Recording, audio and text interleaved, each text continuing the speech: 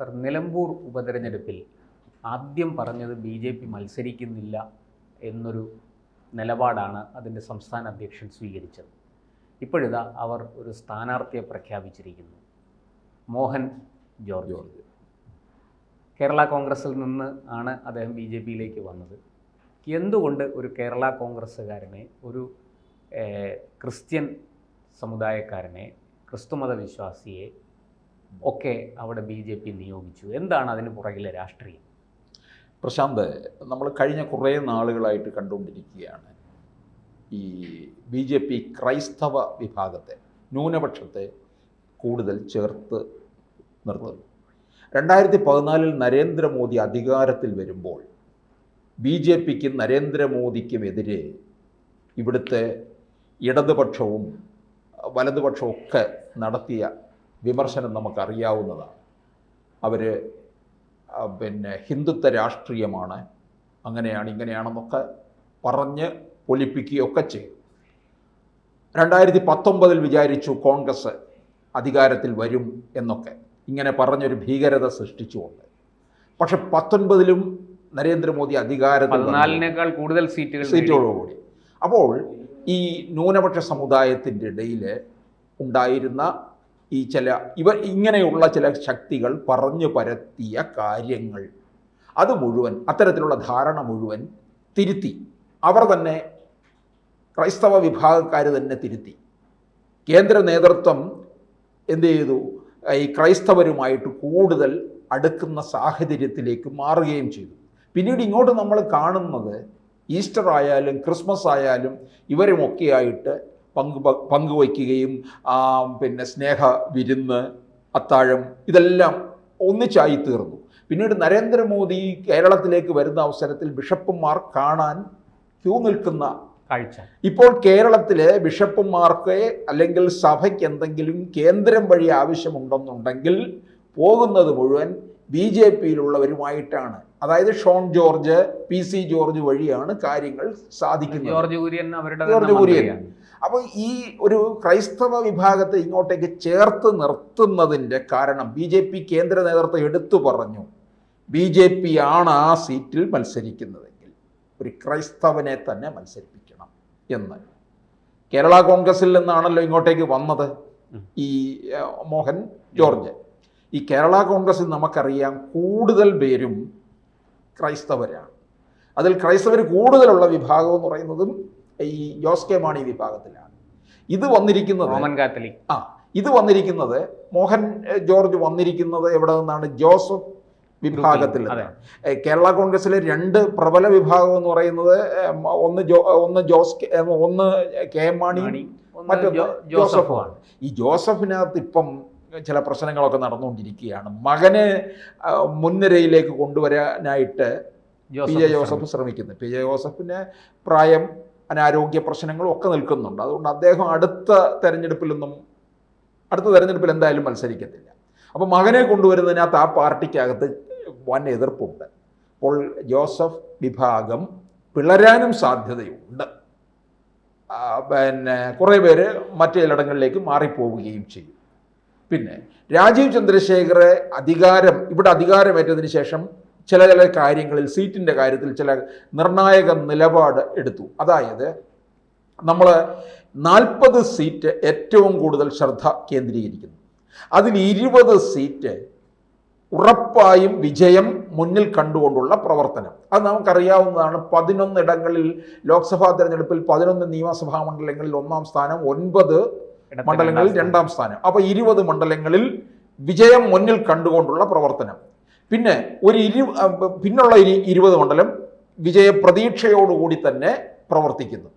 പിന്നെ ഒരു 40 സീറ്റ് മറ്റ് പാർട്ടികളിൽ നിന്ന് വരുന്നവർക്ക് വേണ്ടി മാറ്റിവെച്ചിരിക്കുകയാണ്. മറ്റു പാർട്ടികളിൽ നിന്ന് വരുന്നവർ ജനങ്ങളുടെ ഇടയിൽ വലിയ അംഗീകാരവും വിശ്വാസ്യതയും ഉള്ളവരാണെന്നുണ്ടെങ്കിൽ അവരെ നിർത്തും. ക്രൈസ്തവർക്കും മാറ്റിവെച്ചിട്ടുണ്ട്. അപ്പോൾ കൂടുതൽ അടുപ്പിച്ച് വരികയാണ്. നമ്മൾ ഇവിടെ മുനമ്പം വിഷയത്തിൽ കണ്ടതാണ്. വഖഫ് ഭേദഗതി ബില്ലിലും ക്രൈസ്തവർ കൂടുതലായിട്ട് BJPയോട് ചേർന്ന് നിൽക്കുന്നു. അപ്പോൾ ഇവിടെ നിലമ്പൂരിലേക്ക് വന്നു കഴിയുമ്പോൾ അവിടെ ഏതാണ്ടൊരു 25,000 വോട്ടുണ്ടല്ലോ ക്രൈസ്തവ 12% വോട്ടുണ്ട്. വോട്ടുണ്ട്. 26,000 വോട്ട് വരും. വോട്ടുണ്ട്. അപ്പം തീർച്ചയായിട്ടും ക്രൈസ്തവർ ഇപ്പോൾ പഴയതുപോലല്ല, അവർക്ക് ഇതിനകത്ത് കാര്യങ്ങൾ വ്യക്തമായി കിട്ടിയിട്ടുണ്ട്. അല്ലാതെ പരമ്പരാഗതമായിട്ട് നമ്മൾ കോൺഗ്രസിന് വോട്ട് ചെയ്തുകൊണ്ടിരുന്നവരാണ് എന്നും പറഞ്ഞ് കോൺഗ്രസിലേക്ക് അവർ പോകുന്നില്ല. കോൺഗ്രസിൽ നിന്ന് കുറേയേറെ നാളുകളായിട്ട് ഇവർ മാറി നിൽക്കുകയാണ്. അവർക്ക് ലീഗിന്റെ ആധിപത്യമാണ് ഇതിൻ്റെ എല്ലാം വഴിവെച്ചിട്ടുള്ളത്. ലീഗ് നടത്തുന്ന ആധിപത്യം ചില്ലറയാണ്. ഇപ്പോഴും ലീഗ് ആണ് കാര്യങ്ങൾ മുഴുവൻ നിയന്ത്രിച്ചു പോകുന്നത്. കോൺഗ്രസിനകത്ത് എന്ത് പാകപ്പിഴകൾ കണ്ടാലും ആദ്യം അവര് പിന്നെ ഹൈക്കമാൻഡിനെ അറിയിക്കുന്നത് ആരാണ്? ലീഗാണ്. ഒന്ന് ആലോചിച്ച് നോക്കും കോൺഗ്രസിനകത്തെ പ്രശ്നങ്ങളെ. ആ ലീഗ് അറിയിക്കുന്നത് ഹൈക്കമാൻഡ് അത് വിശ്വാസത്തിലെടുക്കും. വലിയ വിശ്വാസ്യതയാണ്. പിന്നെ കോൺഗ്രസിന്റെ ഉയർന്ന നേതാക്കൾ ആദ്യം വന്നാൽ പോകുന്നത് എങ്ങോട്ടാണ്? പാണക്കാടേക്കാണ്. പ്രിയങ്ക ഗാന്ധി അവിടെ പോയി സാഷ്ടാംഗം നമസ്കരിച്ചില്ലേ പിന്നെ സാദിഖ് അലി തങ്ങളുടെ മുമ്പിൽ. അപ്പോൾ ഈ ക്രൈസ്തവ വിഭാഗത്തിന് ഇതെന്തിനാണ്? ഇപ്പോൾ ഈ BJP ജയിക്കാനല്ല, ഇതിന് ചില ലക്ഷ്യമുണ്ട്, ചില പ്രഖ്യാപിത ലക്ഷ്യമുണ്ട്. അതായത് ഇവിടെ ഈ നിലമ്പൂരിൽ ക്രൈസ്തവരുടെ വോട്ട് എത്രത്തോളം കിട്ടുന്നുണ്ട് എന്ന് ഇവർ നിരീക്ഷിക്കും BJP. ഇത് വരാൻ പോകുന്ന പഞ്ചായത്തും നിയമസഭയിലേക്കും കൂടുതൽ ക്രൈസ്തവ വോട്ടുകൾ സമാഹരിക്കാൻ കഴിയുമോ ഇല്ലയോ? സാർ, അങ്ങനെയാണെങ്കിൽ ഈ നിലമ്പൂരിൽ BJP പിടിക്കുന്ന വോട്ട് ആരെ തോൽപ്പിക്കാനാണ് സാധ്യത? അത് UDF സ്ഥാനാർത്ഥിക്കാണോ ദോഷം ചെയ്യുക, LDF സ്ഥാനാർത്ഥിക്കാണോ ദോഷം ചെയ്യുക? UDFന്റെ സ്ഥാനാർത്ഥിക്ക് തന്നെ ആയിരിക്കും അവർക്ക് കിട്ടേണ്ട വോട്ടുകളിലേക്ക്. അങ്ങനെയാണെങ്കിൽ LDF സ്ഥാനാർത്ഥി ജയിക്കുമോ? LDF സ്ഥാനാർത്ഥി അങ്ങനെ വരുമ്പോൾ പിന്നെ ഇതിനകത്ത് വേറൊരു ഘടകം കൂടെ വരുന്നുണ്ട്. അൻവർ മത്സരിക്കാൻ ഇറങ്ങിയിട്ടുണ്ട്. അൻവറിന് എങ്ങനെ പോയാലും അൻവറും കുറെ വോട്ട് പിടിക്കും. ഞാൻ കണക്ക് കൂട്ടുന്നു എന്തായാലും ഒരു 2000 വോട്ട് മുതൽ അങ്ങോട്ട്. 2000 അല്ല സാർ, അതിൽ കൂടുതൽ പിടിക്കാനുള്ള സാധ്യതയുണ്ട് അൻവർ. അങ്ങനെ വരുമ്പോൾ അതാരുടെ വോട്ടായിരിക്കും? അതായത് നിലവിലെ ഒരു സാഹചര്യം വെച്ച് നോക്കുകയാണെങ്കിൽ അൻവർ LDFിലേക്ക് പോയപ്പോൾ കഴിഞ്ഞ 2 തവണയും അൻവറിന്റെ കൈവശം കുറച്ച് വോട്ടുണ്ടായിരുന്നു. അൻവർ ഒറ്റയ്ക്ക് അവിടെ ലോക്സഭാ തെരഞ്ഞെടുപ്പിൽ മത്സരിച്ചപ്പോഴും അൻവറിന് ആ മണ്ഡലത്തിൽ നിന്ന് അത്യാവശ്യം വോട്ടുകൾ ലഭിച്ചിരുന്നു. അത് വെച്ച് നോക്കിയാൽ അൻവർ അത്ര മോശക്കാരനല്ല. അത് LDFിന്റെ വോട്ടുകളായിരിക്കും അൻവർ പിടിക്കുക എന്നുള്ളതാണ് പൊതുവേ ഉള്ളൊരു വിലയിരുത്തൽ. അപ്പോൾ ഈ രണ്ടുപേരും, ഈ അൻവറും BJP സ്ഥാനാർത്ഥി, ഇവർ രണ്ടുപേരും 2 മുന്നണിക്കും തലവേദനയാണ് എന്നാണോ അങ്ങ് പറയുന്നത്? അതുണ്ടാക്കും. കാരണം ഈ ക്രൈസ്തവ സ്ഥാനാർത്ഥി വന്നതോടുകൂടി UDF പ്രതിരോധത്തിലായി. ഇപ്പുറത്ത് അൻവർ മത്സരിക്കുന്നതോടുകൂടി LDF. അതുകൊണ്ടല്ലേ പിണറായി വിജയൻ പറഞ്ഞത് വാര്യംകുന്നനെ ചതിച്ച മണ്ണാണ് അൻവറും ചതിച്ചു. ഈ അൻവർ വാസ്തവത്തിൽ അപ്പോൾ LDF അൻവറിനെ ഒരു ഭീഷണിയായി തന്നെ കാണുന്നു എന്ന് വേണം പറയാൻ. ഉണ്ടാകും അത് തീർച്ചയായിട്ടും. കാരണം അത് ഇനിയിപ്പോൾ എന്തായാലും ഈ അൻവറിനെ സംബന്ധിച്ചിടത്തോളം വ്യക്തിപരമായിട്ട് എന്തായാലും കുറച്ച് വോട്ട് പിടിക്കും, അവിടെ ഉണ്ടാകും. പിന്നെ ഈ ഷൗക്കത്തും സ്വരാജും തമ്മിലുള്ള മത്സരമാണ്. രണ്ടും 2 തരത്തിൽ തീപ്പൊരികളാണ് അല്ലേ? പിണറായി വിജയൻ പറഞ്ഞെന്താണ്, ഞങ്ങൾ സ്വരാജിനെ കാത്തിരിക്കുകയാണ് നിയമസഭയിലേക്ക്. അപ്പോൾ അതിൽ നിലവിൽ ഇനി വല്ല മന്ത്രി പദവി കൊടുക്കുമെന്നാണോ ഒന്നും അറിയത്തില്ല.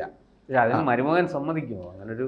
അല്ല, മരുമകനെ വളർത്തിക്കൊണ്ടുവരാൻ വേണ്ടിയിട്ട് ചിലപ്പോൾ ഇദ്ദേഹം പിണറായിക്കെതിരെ ഉണ്ടാകുന്ന ഒരു ബദലിലെ ഒരു പ്രധാന ആളാണ് സ്വരാജ്.